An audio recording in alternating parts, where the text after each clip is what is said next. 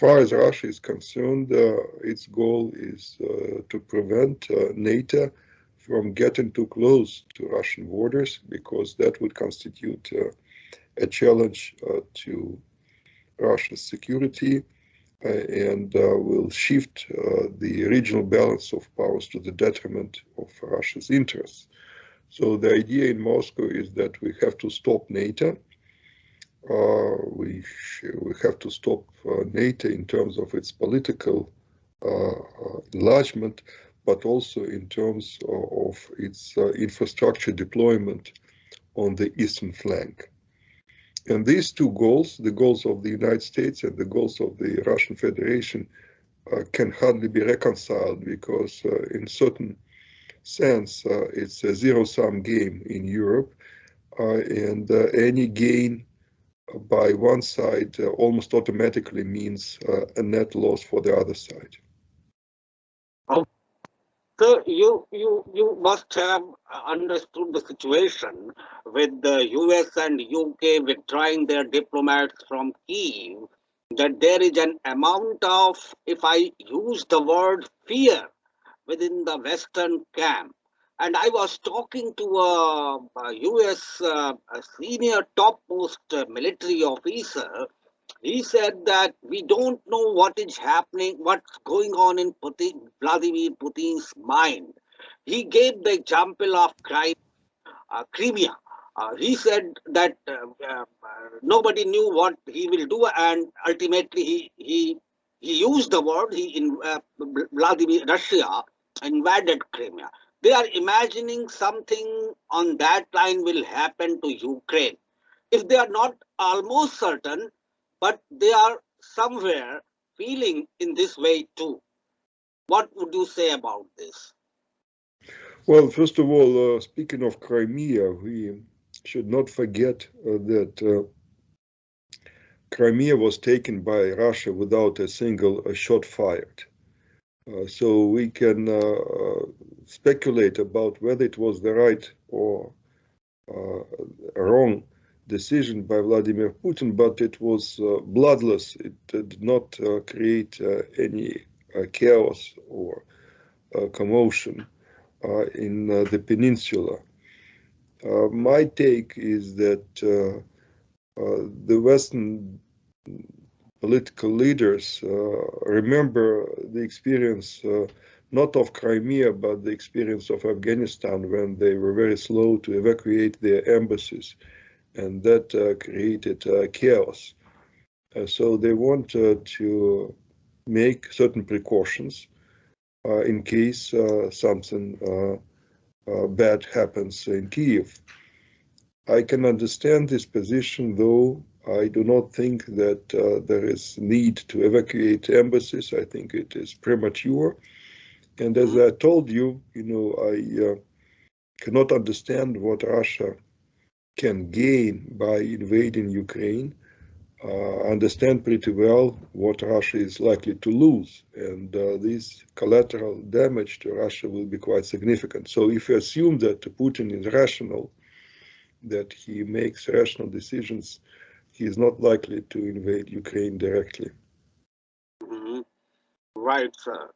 So you had said that you had quoted a very noted Kazakh leader, that those who does not regret the disintegration of USSR or something like shameless, and those who thinks that USSR will again be in place, they are brainless. So do you think there is something within the diplomatic and power circle of Great Russia? Some experts, some political leaders have developed this sentiment that now Vladimir Putin is in power for more than 22 years and he wants to enlarge the Russian boundary, something like that. Of course, there are people who are still nostalgic about the Soviet Union and who believe that the Soviet Union can and probably should be resurrected in this form or another. I don't think that this is a majority in the Russian political class. I don't think that most of Russian politicians or state leaders believe that Russia should focus on an imperial restoration. But definitely Russia needs good relations with its neighbors. It's a formidable task to regain the trust and confidence. Russia needs good relations with all former Soviet republics, ranging from Baltic states to Ukraine and Georgia. Unfortunately, these relationships are not as they should be, but I do hope that at some point we will have a more friendly environment. And if you excuse me just for a second. Да, алло. Да, здравствуйте. Да, сейчас не могу говорить, позвоните минут через 15. Ладно, пойдем. I think that it is a formidable task, but it is indispensable if we are thinking about stable and secure future for the Russian Federation. Right, sir. With more than 11 time zones, such a vast geography, I mean, is this what kind of differences there are between Ukraine and Russia? Is this kind of you said that Ukrainian civilization and Russian civilization is one. That's quite evident that both were both were part of USSR, former USSR. What are the point of differences if we not talk about West, particularly with Ukraine? What are the differences between Ukraine and Russia? Well, I think that the two countries are on clearly divergent political trajectories. In Russia, we see a very centralized political system led by a strong leader, while in Ukraine, we see various groups of economic and political influence competing with each other.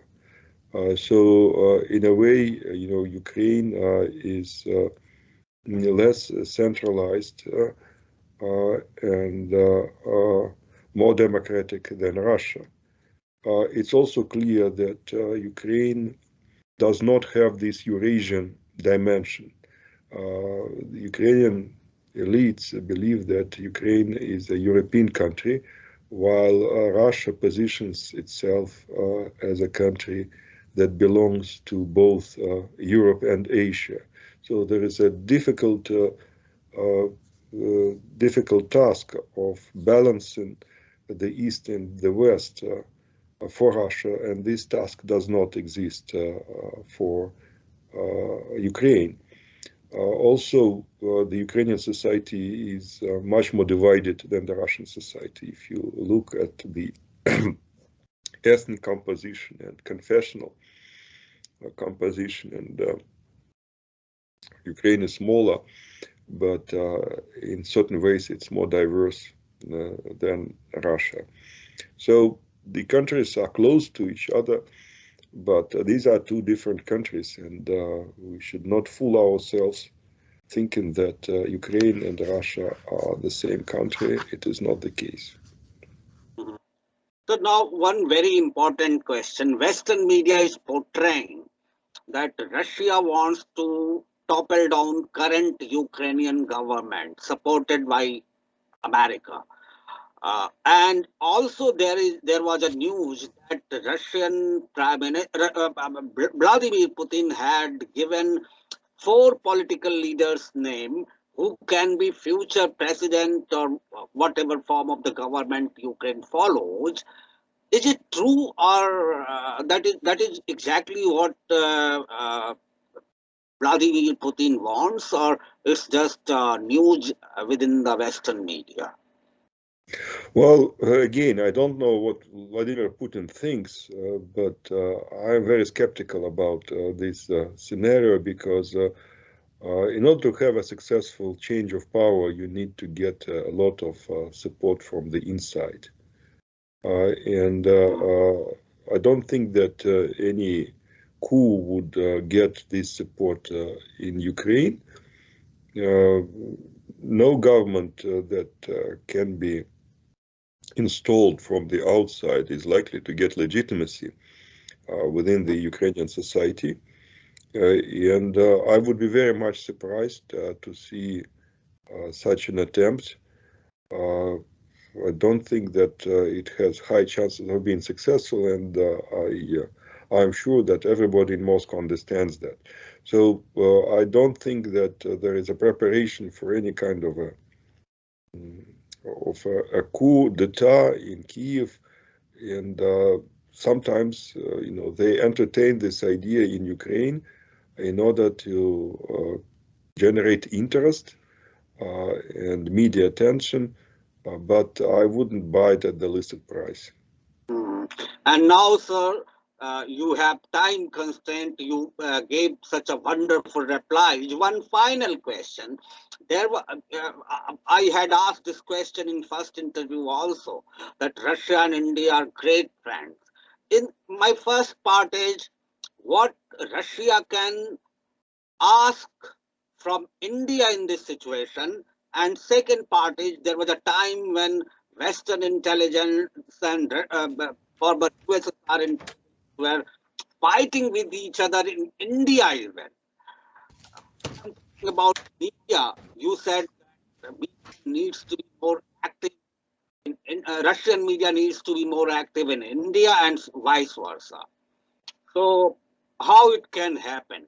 What Russia wants from India in this situation, and how media can strengthen in both countries? Well, I think that Russia would like to see India as a great power with its independent foreign policy strategy, a power which has its own interests and its own priorities. Definitely, India can play a very important role, I would even say a critically important role, in uniting Eurasia. Without India, Eurasia cannot be united. No Eurasian integration project can be successful without India joining it. That's why it's important to somehow make sure that India becomes a stakeholder in this new Eurasia system, as a member of SCO, as a member of other integration projects that are underway on the Eurasian continent. Let me also add that we should not forget in Russia that India is not what it was 30 or 50 years ago, that India is a different country right now. It's not just India of Mahatma Gandhi or Rabindranath Tagore, but it's a modern power with justified ambitions, and it means that we should look for new opportunities in areas that we previously did not consider as areas for Russian-Indian cooperation. For instance, we can talk about information technologies or biotechnologies, pharmaceuticals. We can talk about space exploration, about the Arctic region. There are many opportunities, but both sides should demonstrate imagination and commitment to expanding their cooperation in future. Yes, sir. And the second part about media, sir, you said that media needs to be strengthened on both sides because of the portrayal of Western media. I think that Western media should have their proper place in the international media flow, but definitely no one should have monopoly over information. And we should not look at each other through a Western lens. It should be more direct interaction. So I think that we should support various media cooperation projects, and we should support direct media exchanges between our two nations. Right, sir. Thank you very much. This was Honorable Andrey Kortunov, who gave such a detailed explanation about the situation and also about Russia and India relation. Sir, thank you very much for your time. Thank you. Thank you. Take care. Bye now. Thank you, sir.